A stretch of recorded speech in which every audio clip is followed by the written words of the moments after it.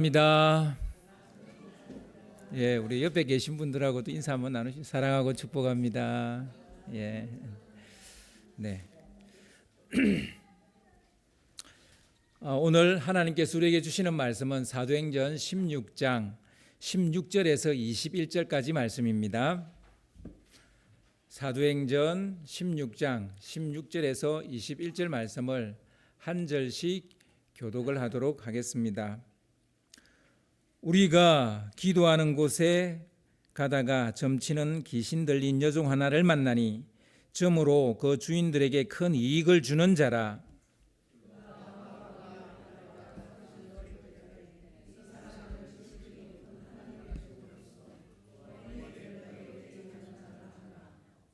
이같이 여러 날을 하는지라 바울이 심히 괴로워하여 돌이켜 그 귀신에게 이르되 예수 그리스도의 이름으로 내가 내게 명하노니 그에게서 나오라 하니 귀신이 즉시 나오니라.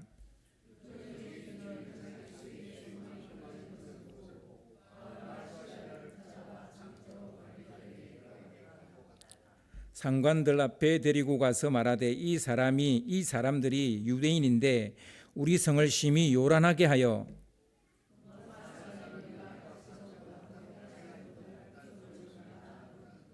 아멘. 예상치 못한 전개에도 노래하는 사람들이라는 제목으로 같이 말씀을 나누겠습니다. 여러분에게 일어나는 크고 작은 일들이 우연이라고 생각하세요? 아니면 절대자의 오묘한 섭리 안에서 일어나는 필연이라고 생각하세요?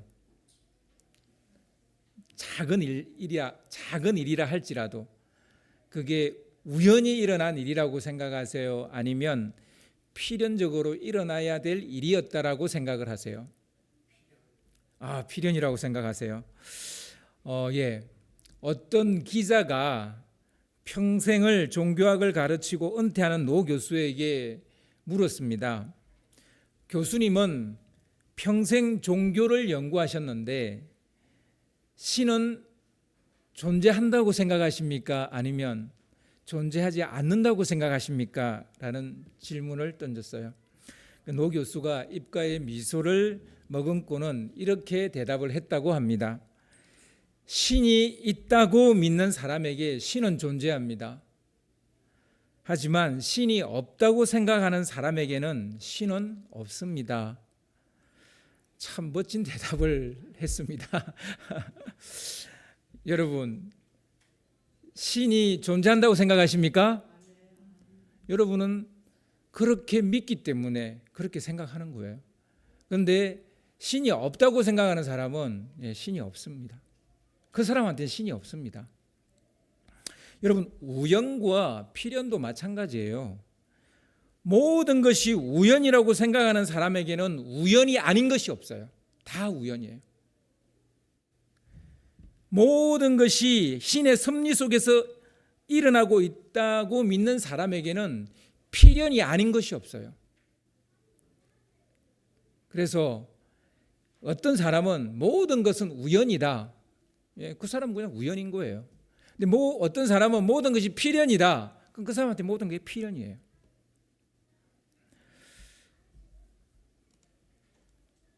바울의 일행이 신기하게도 기도하러 가다가 루디아를 만나고요.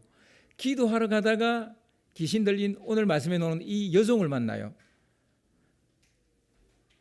그러니까 기도하러 가다가 자꾸 이렇게 사람을 만나니까 이게 우연이겠어요? 필연이겠어요? 예, 여러분 답은 그거예요. 늘 모든 게 우연이라고 생각하는 사람은 그냥 우연이에요. 근데 모든 것이 하나님의 섭리 속에서 일어나는 일이다라고 생각하는 사람에게 이거는 필연이에요. 만날 사람을 만난 겁니다. 아무튼 빌립보 교회를 세우는데 결정적인 역할을 하는 중심 인물이 두 사람이 있어요.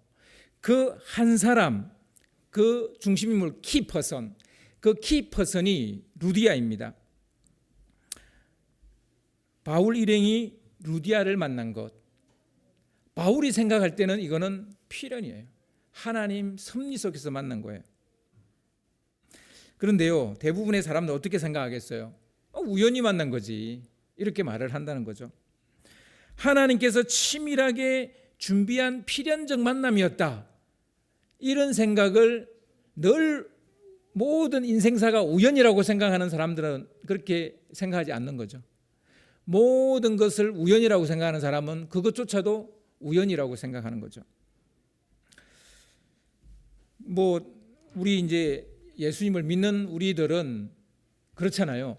기도하러 가다가 바울이 이 루디아를 만나고 이 여종을 만났으니까 이것은 하나님이 미리 예비해 둔 사람이다. 여기에 무게를 더 둘 수밖에 없잖아요. 그렇습니까, 여러분? 여러분, 예수님을 믿음에도 불구하고, 하나님을 믿음에도 불구하고, 하나님이 모든 것의 주가 되신다는 걸 믿음에도 불구하고, 여러분의 삶에 일어나는 티끌같이 작은 일도 다 필연이라고 생각하지 않습니까? 우연이라고 생각하십니까? 여러분, 예수님을 믿고 하나님을 믿는다면 우리는 이 모든 것이 하나님의 섭리 속에서 일어난다, 이렇게 생각하는 것에 무게를 더 줄 겁니다. 아마 왠지 특별히 기도하다가, 딴 것도 아니고 기도하러 가다가 만난 사람이라면 주님께서 예배해 두신 사람이 아닐까, 이런 생각을 하게 된다는 거예요.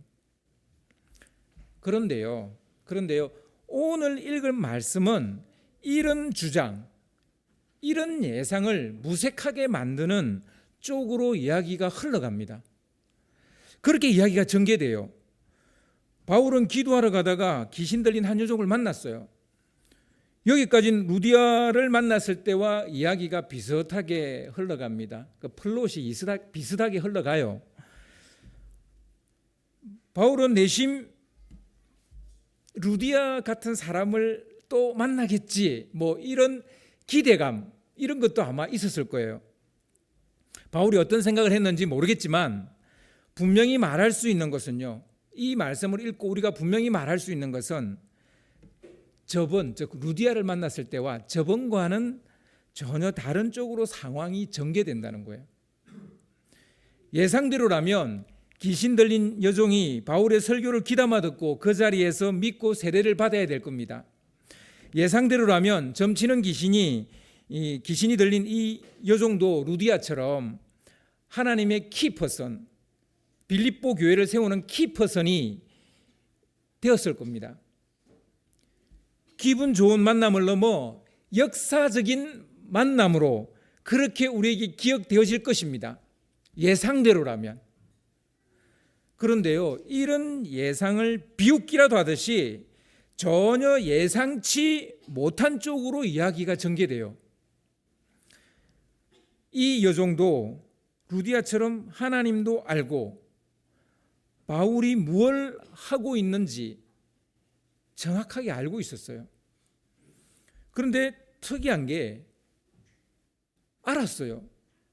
바울이 구원의 복음을 전한다는 것, 구원의 도를 전한다, 구원의 길을 가르치고 있다는 거 알았어요. 이 여종이, 그 여종 안에 있는 그 귀신이 다 알고 있었어요. 그리고 그 여종도 알았어요. 그런데요, 믿질 않는 거예요.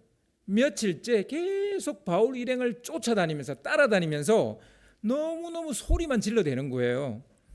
바울 일행이 거의 미칠 지경이에요. 너무 사람을 신경쇠약에 걸릴 만큼 막 따라다니면서 사람을 괴롭히는 거예요. 얼마나 괴로웠는지 진짜 막 정신이 혼미해질 정도로, 아무리 좋게 보려 해도 설레이거나 가슴 뛰게 하는 그런 만남은 아닌 것 같아요. 그러니까 루디아는 굉장히 설레이는 만남이었어요. 그 여인이 주목해서 바울을 쳐다보는데 그 눈에서 불꽃이 튀는 거예요. 그러니까 바울도 막 자기도 모르게 가슴이 뜨거워져서 더 막 열심히 복음을 전했던 거죠. 그런데 이 여인은 그게 아니에요. 이 여종은 그게 아니에요. 너무너무 바울을 괴롭게 하는 거예요. 자괴감이 드는 거예요. 내 말을 그렇게 알아듣지 못하나? 내가 그렇게 말을 못하나? 내 말이 그렇게 먹히지 않나? 바울로 하여금 솔직히 자괴감이 들게 만드는 그런 여종인 거예요. 그러니까 진짜 설레이지도 않고 가슴 뛰지도 않는 그런 사람을 만난 거예요. 바울은 참다 못해서 그 여종을 지배하고 있는 그 점치는 귀신을 그 여종에게서 쫓아내버립니다. 오늘 본문 18절을 보시면, 오늘 본문 말씀 18절을 좀 띄워주시기 바랍니다. 그 귀신에게 이르되 예수 그리스도의 이름으로 내가 네게 명하노니 그에게서 나오라니 귀신이 즉시 나오니라. 놀랍게도 귀신은요, 예수 그리스도의 이름 앞에 꼼짝 못하고 그 여종에게서 쫓겨나옵니다. 또 이건 또 되는 거예요. 복음은 전했는데 안 믿었는데 귀신을 쫓아니까 귀신은 또 나가요. 이 여종이 멀쩡해졌어요. 이제 그 여종이 예수님을 믿어야 되잖아요. 귀신도 쫓겨나갔고, 귀신이 쫓겨나는 기적을 경험했으니까 이제는 예수님 믿어야 되잖아요.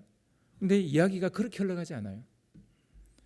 예상치 못한 일이 벌어집니다. 이 여종이 점을 잘 치니까 이것으로 이 여종의 주인들이 큰 돈을 벌었어요. 큰 수익이 있었어요. 근데 졸지에 이 점치는 귀신이 쫓겨나가고 나니까 이 여종이 점을 칠 수가 없게 되는 거예요. 그 수익이 사라졌잖아요. 그 돈벌이가 잘 됐는데 그 돈벌이가 없어진 거예요. 그 주인들이 득달같이 달려와서 바울과 실라를 붙잡아서 간청에 고소해 버립니다. 넘겨버립니다. 그리고 막 고소를 하죠. 뭐 이런 사람이다 그러면서 막 고소를 하는. 바울과 실라는 그 흔한 자기 변호 한마디 못한 채 죽도록 매질을 당하고 깜빵 신세가 됐어요. 깜빵에 들어갔어요. 얼마나 억울해요. 바울과 실라 입장에서 생각해 보면 이런 전개는 전혀 예상하지 못했던 거예요. 기대도 하지 않았고 생각도 하지 않았던 그런 식으로 상황이 전개되는 거예요. 예상을 빗나가도 한참 빗나가는 거예요. 하나님께서 어떻게 우리에게 이럴 수가 있어요? 뭐 이런 말이 나올 법하지 않습니까?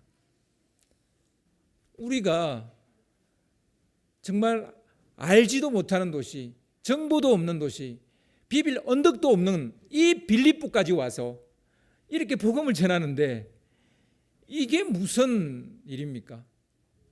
죽도록 매맞고 옥에 갇히는. 그런데 바울과 실라는 감방에서 밤새도록 주님을 찬양을 하는 거예요. 그러니까 이것도 본인들도 몰라서 그런지 몰라요. 자기들이 그렇게 할지. 근데 그렇게 죽도록 맞아가지고 눈티 반티 되고 막 입이 막 이렇게 막 부르터 있고 온 몸이 쑤시고 아플 텐데 바울과 실라가 거기서 찬양을 하는 거예요. 밤새도록. 사도행전 16장 25절을 보시면요. 사도행전 16장 25절을 보시면 한밤중에 바울과 실라가 기도하고 하나님을 찬송하며 제수들이 듣더라. 그러니까 제수들이 다 들을 정도로. 뭐 제수들만 들었겠습니까? 간수들도 들었겠죠. 제수들이 들었을 정도로 큰 소리로 찬양을 한 겁니다. 이 부분을 읽는 독자의 입장, 그러니까 이 성경책을 읽는 한 사람의 그 독자의 입장에서 참 마음이 불편해요. 여러분 불편 안 해요? 아예 원망이라도 쏟아내는 게 더 마음 편할 것 같아요. 하나님 그럴 수 있습니까? 내가 뭐 목숨을 걸고 여기까지 왔는데 뭐 재산 던져버리고 가족들 던져버리고 내가 주님만을 위해서 살겠다고 여기까지 왔는데 이게 웬 말입니까? 이런 원망과 불평이 쏟아져야 이게 정상이잖아요. 그런데 주님을 찬양해버리니까 사실 우리는 마음이 불편해요. 제가 예수님을 믿어도 불편해요. 왜 나와 다르지? 나는 불평하는데, 나는 원망하는데 왜 이들은 하나님을 찬송하고 있는 거지? 좀 불편해요. 상황이 이런 식으로 전개되어지는데 찬송을 부르다니, 이런 처지와 형편에서 주님을 찬양할 수 있다니, 도대체 다들 제정신이야? 뭐 이렇게 말해주고 싶은 그런 거죠. 지나치게 많이 맞아서 정신이 어떻게 된 거 아닐까? 여러분 이 말씀을 읽고 여러분 불편해야 돼요. 왜냐하면 우리는 바울과 실라 같지 않기 때문이에요. 그런데 이 말씀을 읽고 정말 대단하다 그런 생각이 드세요? 그러면 두 가지예요. 진짜 바울과 실라처럼 살고 있든지, 아니면 감각이 전혀 없는 무감각한 사람이든지, 감정이라고는 쥐꼬리만큼도 없는 사람이든지. 자기는 그렇게 살지 못하면서 바울과 실라 대단하네 이렇게 말하는 사람이에요. 그러니까 이 두 가지 중에 하나예요. 진짜 바울과 실라처럼 살든지, 아니면 말씀을 읽기만 읽지 전혀 자기 가슴에 그 말씀이 들어오지 않는 사람. 이 둘 중에 하나일 거예요.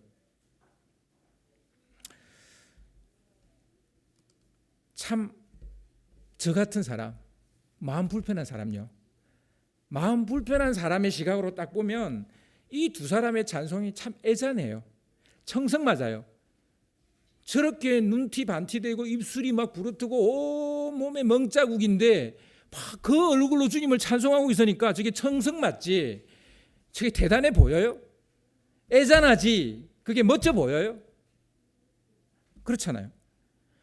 그런데요, 이 애잔하고 청승맞은 이 찬송이 하나님의 보좌를 움직였다는 사실을 아세요?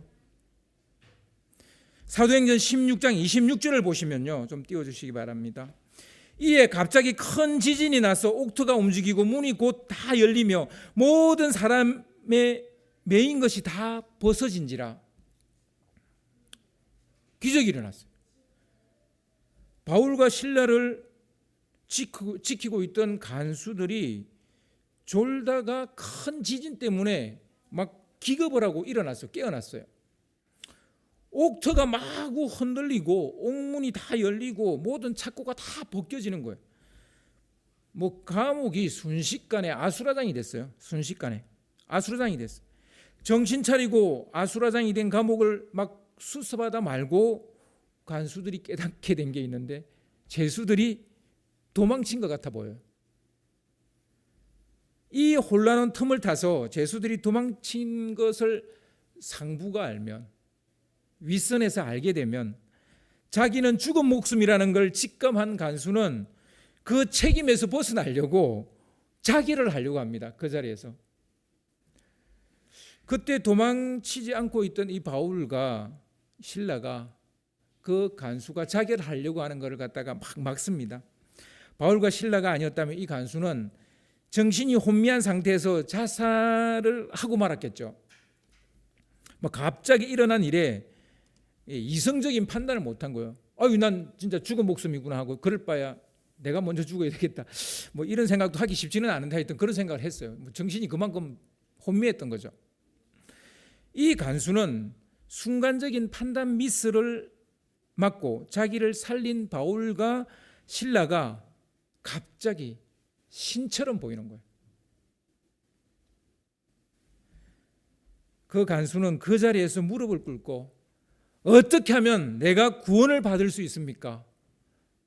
뭐 자기도 모르게 이런 말이 자기 입에서 그냥 튀어나오는 거예요. 그때 바울은 주 예수를 믿으라. 그리하면 너와 내 집이 구원을 얻으리라. 여러분 너무나 잘 아는 말씀이죠. 이 말을 해주는 거예요.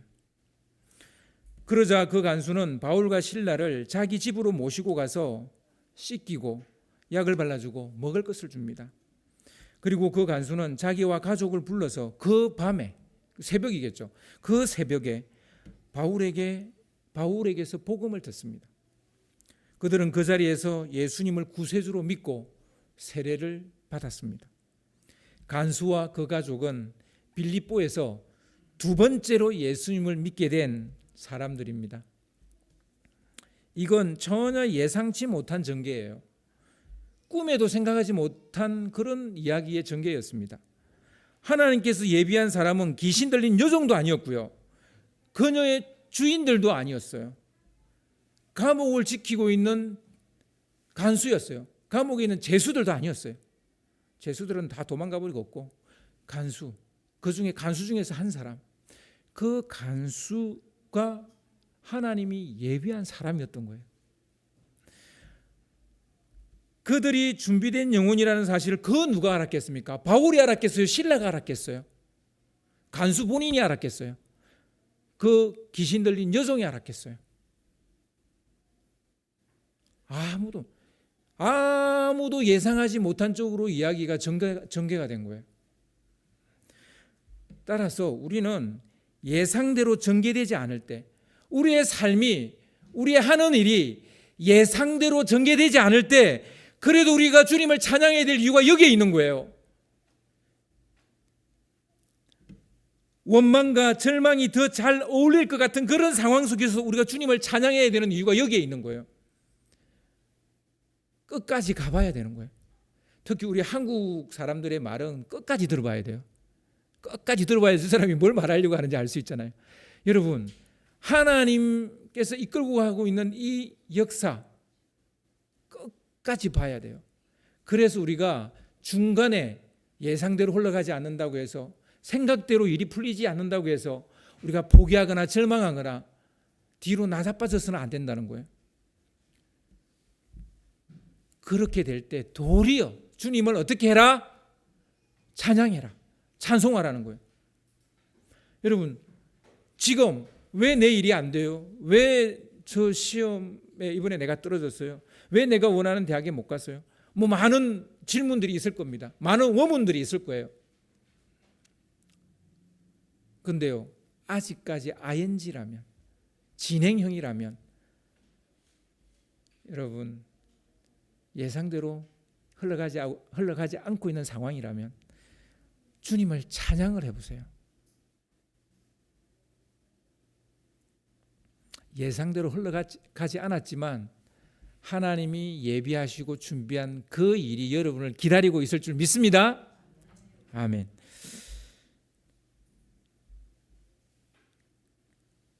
왜 우리는 찬양을 해야 됩니까? 예상대로 우리 인생이 내 계획대로, 내 생각대로, 내 예상대로 흘러가지 않는데 왜 찬양을 해야 합니까? 혹 예상하지 못한 쪽으로 전개된다 해도 주님은 결코 실수하지 않으시는 분이기 때문입니다. 여러분, 이 사실을 믿으시기 바랍니다.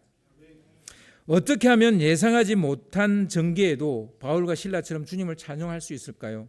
이는 눈뜬 자와 눈먼 자의 차이가 만들어내는 것입니다. 그 눈뜬 자와 눈먼 자의 그 차이가 이런 결과를 만들어낸다고요. 점치는 귀신이 들린 여종은 참 특이한 캐릭터예요. 복음서에서도 좀 찾아보기 어려운 캐릭터예요. 복음서에는요, 주님이 귀신을 쫓아내면 대부분은 예수님을 믿어요. 그런데 오늘 말씀해 보면 이 여인은 주인공이 아니에요. 그냥 하나의 뿌리찌예요. 간수를 만나는 그 과정 속에 약간 지나가는 사람 원, 뭐 이런 사람이에요. 지나가는, 그 연극에 지나가는 사람 원이에요. 그 주인공이 아니고. 오늘 본문 17절을 보시면요, 오늘 우리가 읽었던 본문 17절을 보시면, 그가 바울과 우리를 따라와 소리질러 이르되 이 사람들은 지극히 높은 하나님의 종으로서 구원의 길을 너에게 전하는 자라 하며, 그 여종은 자기 안에 있는 귀신을 통해 바울이 누군지, 그리고 바울이 무엇을 하는 사람인지 다 알고 있었어요. 하지만 그녀는 기를 쓰고 바울이 하는 이 전도를 방해하고 괴롭힙니다. 왜냐하면 그 여종 안에 있는 귀신이 그리스도의 적이기 때문입니다. 귀신은 적을 대적하기 위해서 적을 아는 존재입니다. 귀신은 사람이 보지 못하는 것을 봅니다. 알지 못하는 것을 압니다. 사람의 기륭하복을 어느 정도 알아맞춥니다. 귀신은 그런 능력이 있어요. 그래서 여러분, 뭐 점집에 찾아가는 이유, 뭐 무당 찾아가는 이유, 그래서 그렇지 않습니까? 그런 능력이 있어요. 하지만 귀신이 가지고 있는 그 지식은 하나님을 경외하는 마음을 불러일으키지는 못해요. 귀신이 우리의 기륭하복을 볼 수 있을런지는 몰라도 우리로 하여금 하나님을 만나게 하고 하나님을 경외하게 하는 그런 지식은 그 안에 없다고요. 아니요, 그걸 반대한다고요. 그걸 막는다고요. 우리가 왜 점을 보지 말아야 됩니까? 왜 우리가 무당을 찾아가지 말아야 됩니까? 바로 그것 때문이에요. 우리의 기륭하복은 말해줄 수 있을런지 몰라요. 그런데 우리를 구원하시는 하나님을 만나는데 가로막아요. 못 만나게 만들어요. 귀신에 사로잡혀 살게 만들어요.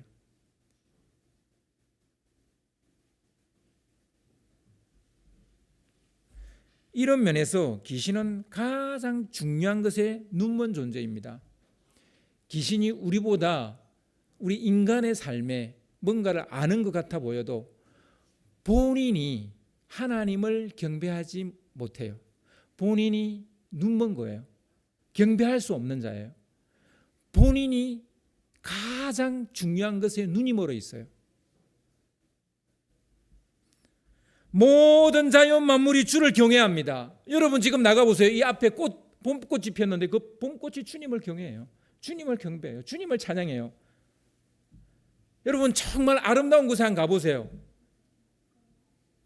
정말 자연이 너무너무 아름다워서 보면 그냥 우와 하고 입이 이 단성이 나오는 그런 곳에 한번 가보세요.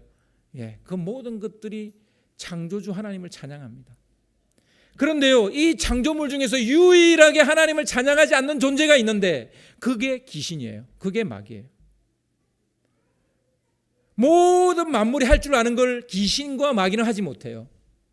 그런데요, 그 귀신이 우리의 기륭화복을 좀 봐요. 그래서 우리는 그 귀신한테 가서 스스로 무릎을 꿇어요. 내가 당신을 믿으니까 내 미래를 조금 보여줘. 자기 영혼을 귀신한테 팔아버리는 거예요.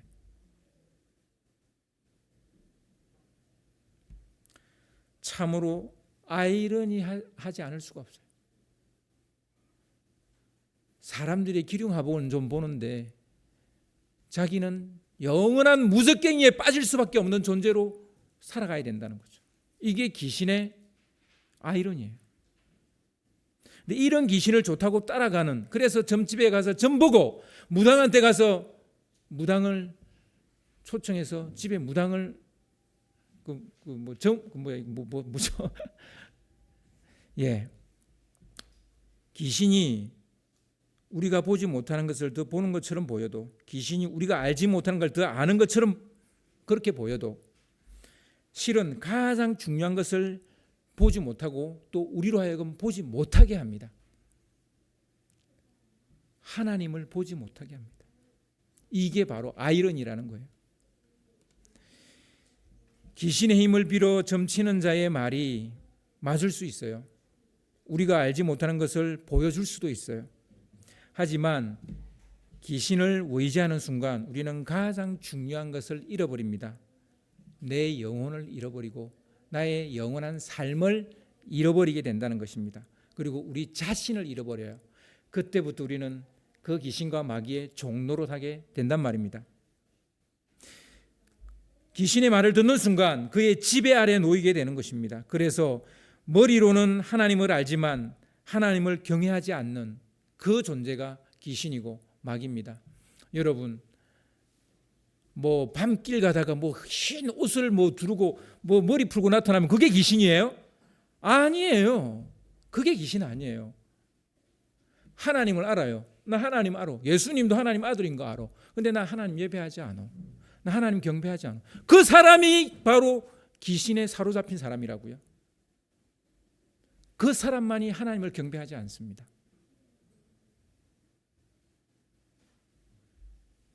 그 사람만이 하나님을 두려워하지 않습니다. 예배하지 않습니다. 이런 사람이 눈먼 자가 아니라면 누가 눈먼 자이겠습니까?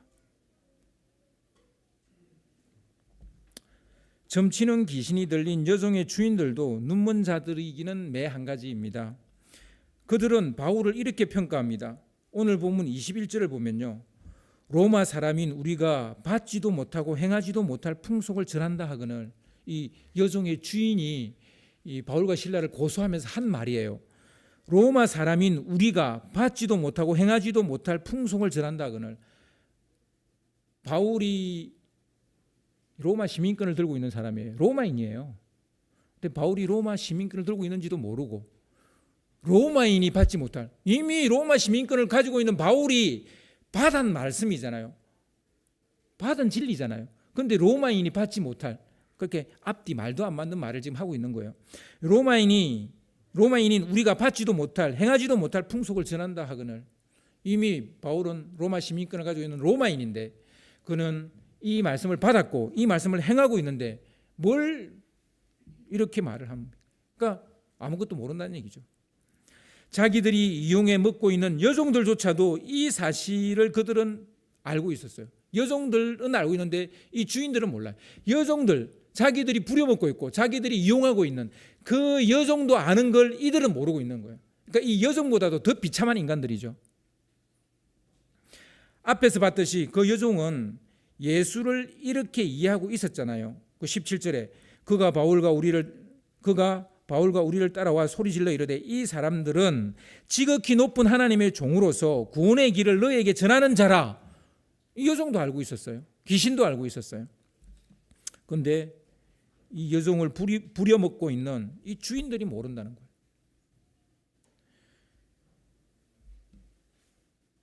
그 여종은 바울이 지극히 높으신 하나님의 종이라는 사실을 알고 있었고요. 그가 구원의 길을 전하는 사람이라는 것도 알고 있었습니다.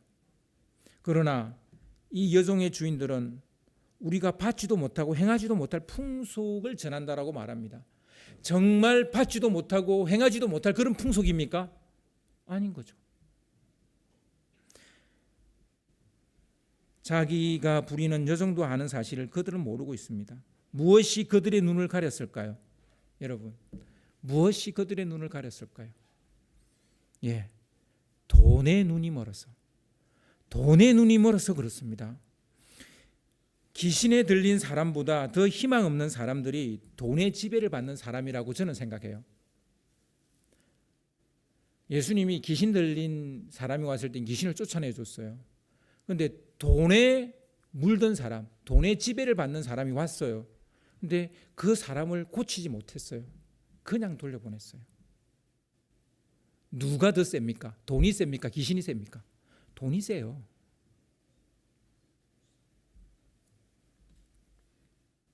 복음서에 부자 청년 이야기가 나오지 않습니까? 그는 율법을 다 지킨다고 말했어요. 십계명까지도 다 깔끔하게 다 지키는 사람이라고 이야기해요. 그런데 그가 예수님을 찾아와서 선생님 어떻게 하면 영생을 얻으리까? 라고 묻죠. 주님은 먼저 율법과 계명을 지키느냐고 묻습니다. 물론 주님 아시겠죠. 그가 얼마나 열심히 지키는지. 그가 다 지킨다고 이야기합니다. 그래서 주님은 그럼 너의 재산을 팔아서 가난한 자들에게 주고 나를 따르라 그렇게 말합니다. 그 말을 들은 그 부자 청년은 입도 뻥끗하지 않고 조용히 사라져버립니다. 그 사람을 붙잡고 있는 그 돈을 그 사람에게서 주님은 쫓아내지 못했어요.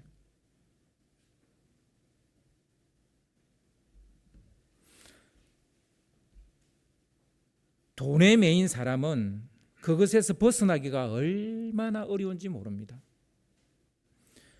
부자가 천국에 들어가는 것이 얼마나 어려운지, 낙타가 바늘기로 들어가는 것보다 어렵다고 주님께서 말씀하신 그 말의 의미가 여러분 느껴지십니까? 그 말의 무게가 느껴지십니까? 민수기에 보면 얼마나 용한지 이름만 대면 모르는 사람이 없는 그런 용한 영매가 있었어요. 그러니까 영적인 세계와 이렇게 연결을 해주는 사람. 모압의 왕 발락이 이스라엘 백성들을 저주하기 위해서 이 사람을 부릅니다. 그 사람이 누굴까요? 그 용한 사람 발람입니다. 발락은 발람을 돈으로 매수해서 불러서 이스라엘 백성들을 저주하라고 말합니다. 근데 이 발람이요, 이스라엘 돈을 많이 준다니까 이 이스라엘 백성을 저주하려고 그랬어요. 근데 저주하려고 하면 그날 밤에 하나님이 나타나셔가지고 저주하지 말라는 거예요.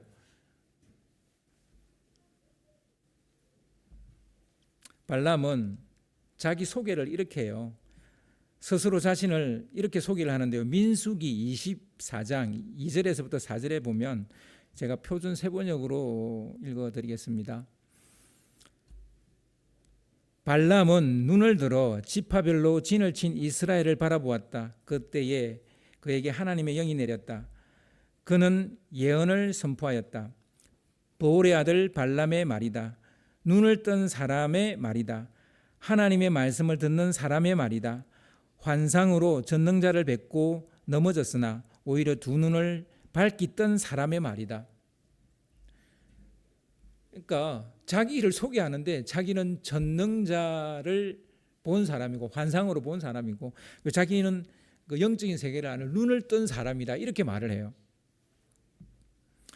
발람은 자기를 정말 대단한 어마무시한 영적인 어떤 그 세계를 보는 사람으로 자기를 자랑합니다. 그런데요, 그렇게 용하고 어마무시한 눈뜬 자가 당나귀도 보는 것을 보지 못하는 거예요. 당나귀가 듣는 것도 듣지 못하는 거예요. 다 보는 것을 자기만 보지 못해요. 눈뜬 자라는 생각은 자기 착각에 지나지 않는다는 것을 알 수 있습니다. 여러분 눈뜬 자 같으세요? 눈먼 자 같으세요? 스스로 눈뜬 자라고 생각하세요? 여러분 정말 눈뜬 자답게 그러면 다 여러분 알고 계세요. 그래도 베드로는 닭 소리 듣고 닭이 우는 소리 듣고 깨닫기는 했죠. 여러분 우리는 우리 주위에서 일어나는 일들을 보고서도 어떤 소리를 듣고서도 그게 하나님의 음성이라는 걸 우리는 깨닫지 못하잖아요. 그럼 발람과 뭐가 달라요? 스스로는 눈뜬 자라고 말하면서 사실은 눈먼 자잖아요. 이 세상에는 이런 착각에 빠진 사람들이 얼마나 많은지 모릅니다. 배웠다고 이게 아니요. 좀 안다고 아니요. 우리는 다 똑같아요. 용한 점쟁이, 용한 무당도 많지만 그들은 진정한 구원의 길을 모르는 눈먼 자들입니다. 시대를 앞서가는 최첨단 테크놀로지를 알고 그런 테크놀로지, 그런 기술을 개발하고 그리고 무조건 되는 산업을 알고 투자하는 사람이라 할지라도 많은 수익을 내는 분야를 안다 할지라도 그들은 모두 눈먼 자들입니다. 누구처럼? 이 여종의 주인들처럼. 이 세상에는 이 여종의 주인들 같은 사람이 얼마나 많은지 몰라요. 돈이 되는 것은 귀신같이 알아요. 그래가지고 돈을 벌어요. 어마어마한 부자가 됐어요. 그런데 뭘 몰라요? 구원의 길을 몰라요. 하나님을 경배하지 않아요. 왜? 그들이 눈먼 자죠. 그들은 여전히 불안해하고요, 여전히 두려워하고요, 미래를 예상치 못해서 잠 못 이루는 밤을 보내고 있고요, 수면제 없으면 잠을 자지 못하고요. 참 여러분 아실런지 모르실런지 모르겠지만 저도 잘은 모르는데 들은 얘기니까 여러분 부자치고 수면제 안 먹고 자는 사람이 없어요.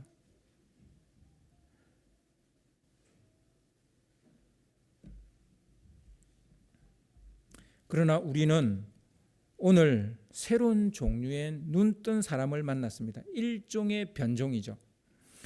예상치 못한 일이 벌어져도 조금도 불안해하지 않습니다. 예상과 빗나갔지만 조금도 우울해하거나 침체되지 않습니다. 예상대로 전개되지 않았지만 조금도 걱정하거나 낙심하지 않습니다. 조금도 힘들어하거나 포기하지 않습니다. 도리어 예상치 못한 전개로 말이 아니었지만 그는 도리어 노래를 합니다. 찬양을 합니다. 찬송을 합니다. 어떻게 이럴 수 있을까요? 이들이야말로 진정으로 눈뜬 자이기 때문에 그렇습니다. 그들은 진정으로 하나님이 우리 인생의 크고 작은 모든 일들 속에 섭리한다는 사실을 그들은 알기 때문이에요. 여러분, 누가 눈먼 자입니까? 예상치 못한 전개에 일희일비하는 그 사람 아니겠습니까? 내 계획대로, 내 예상대로 안 됐다고 해서 막 슬퍼하다가 막 괴로워하다가 막 절망하다가 좌절하다가 그리고 또 좋은 일이 생기거나 일이 잘 풀리면 막 좋아하다 이렇게 일희일비하는 그 사람이 정말로 눈먼 자 아니겠습니까? 그럼 여러분 누가 눈뜬 자입니까? 예상치 못한 전개에도 늘 한결같은 마음으로 주님을 찬송하는 사람, 그 사람이지 않겠습니까? 예상이 빗나가더라도 끝까지 주님을 믿고 노래하는 여러분 되시기를 주님의 이름으로 축원합니다.